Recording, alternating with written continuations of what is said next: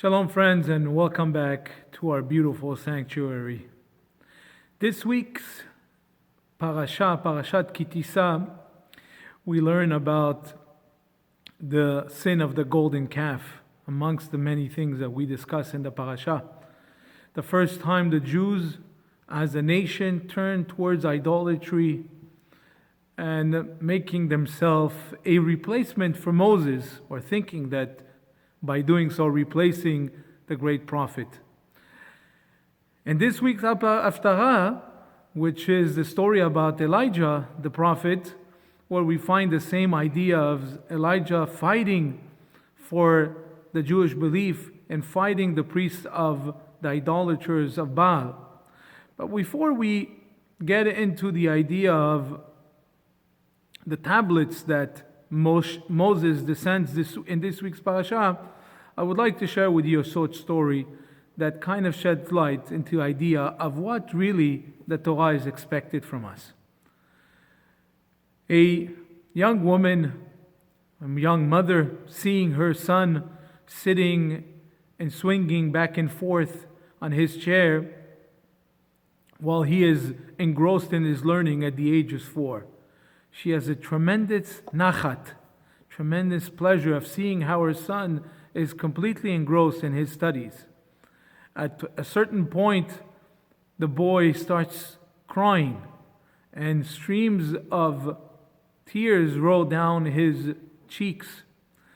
The mother, alarmed by this, goes over to her son and tries to comfort him and asks him, "What happened? Why did he all of a sudden start crying?" The boy looks at his mother and he tells her, "Well, I was learning, Mom. And in my learning, I reached to a certain part of the Torah that I was not able to understand, a certain passage. And so I turned up to God and asked Him to help me understand this passage." This, friends, is introduction to the idea of the tablets that we're giving in this week's parasha. In this week's parasha, we find Moses coming down with the first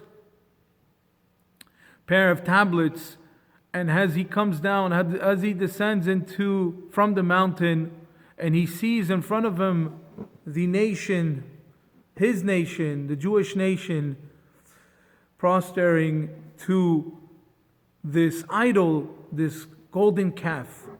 Moses takes the tablets and he breaks them. First pair of tablets. If we fast forward a little bit, Moses is asked later on, not in this week's parasha, but he is asked to write or engrave a second pair of tablets. And those second pair of tablets were given to the Jewish nation on the day of Yom Kippur. So we have two sets of tablets. One that are meticulous and perfect condition, and one broken pair of tablets.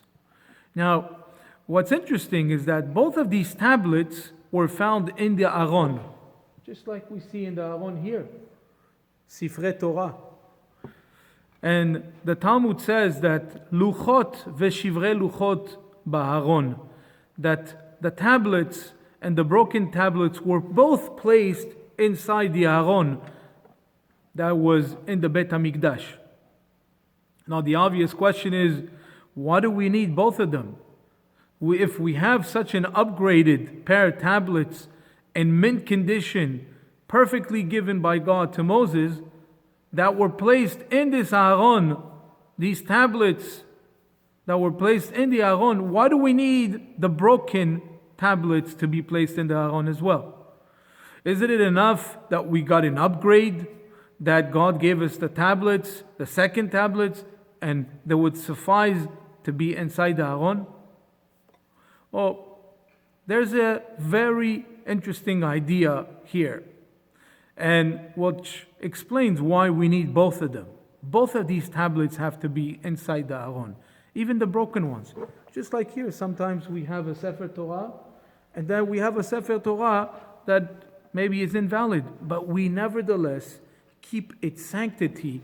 We have it placed in the Aron.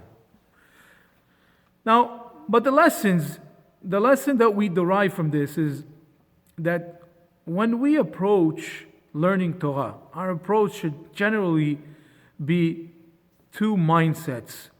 We should have this idea of having perfect a Sefer Torah, perfect tablets where we can learn.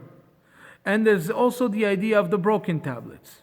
The idea of the second tablets being in mint condition that were placed in the Aron is teaching us something. It's telling us the Torah is asking you to also perfect yourself, to also learn Torah, to motivate yourself to discover, to ask, to question, just like we see in the Talmud, which is full of debates and questions. The Torah encourages us to search and try to find deeper explanation and meaning in every word in the Torah. And those were personified by these perfect condition tablets. Now, but that comes a time where we encounter something that is difficult. Just like in the story of this little boy that encountered something difficult. And then we encountered something difficult, what should we say? The Torah tells us that even the broken tablets were placed in the Aron to teach us that our mindset is that when we don't understand something in the Torah and we don't grasp it and it's like full of pieces that can't come together, we should nevertheless understand that our mind, our intellect is finite, is limited. The Torah is infinite. So many ideas. It's not only so vast and deep, but it's divine. And that divinity that's in the Torah makes it infinite. So, in relation to that, we have to remember that our minds and our capabilities of understanding something is kind of like a shattered tablet. We can't always put the pieces together. But nevertheless, both of them, those both pairs of tablets were both placed in the Aron specifically to teach us this idea of as much as we are demanded to learn Torah, to understand it, to search for it, to find the meaning, the deeper meaning in it, we have to also realize how finite our understanding is. But, friends, you might ask me, Rabbi, if the Torah is infinite, what is the purpose of me learning it? I'm anyways not going to get anywhere. I'm anyways not going to understand anything. Friends, that's not the right approach. The right approach is that we have to do what we are able to do. Search, inspire, get inspired. Try to find and delve all the deep meanings and the messages that are in the Torah. And once I have achieved that, whatever I don't understand, I could leave it up to God. Just like that little boy that turned to heaven and says, please, Hashem, help me understand. And then comes another complaint or another way of thinking. If the Torah is not understood by me, if there's something that doesn't make sense, something that's not rational, irrational, not logical, maybe I should change a few things. Maybe the Torah should adapt. Maybe the Torah should be tampered with and make sense to us in the world that we live today. Well, friends, we know that through history, Torah did adapt. Torah does try to, in the knowledge of Torah, tries to live with the time. And the Torah's messages are very pertinent. There's a great job behind to try to take out those messages, to delve inside the Torah, to find those things that are pertinent in today.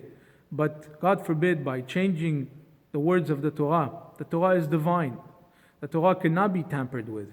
We as finite people cannot touch the infinite. So, no, one should not say, well, if I don't understand, I should change it. The Torah stays as it is.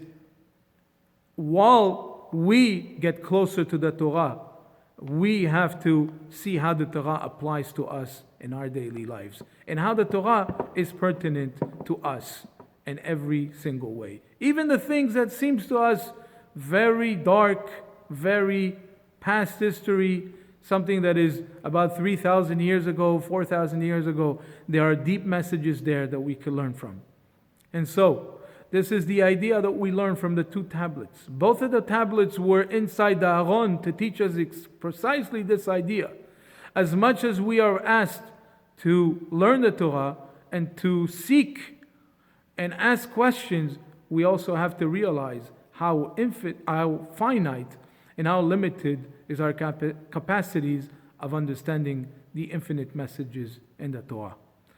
I encourage you, my friends, to join us at our many classes that are presented to you on Zoom or recorded, or to dig in a little bit deeper in your learning.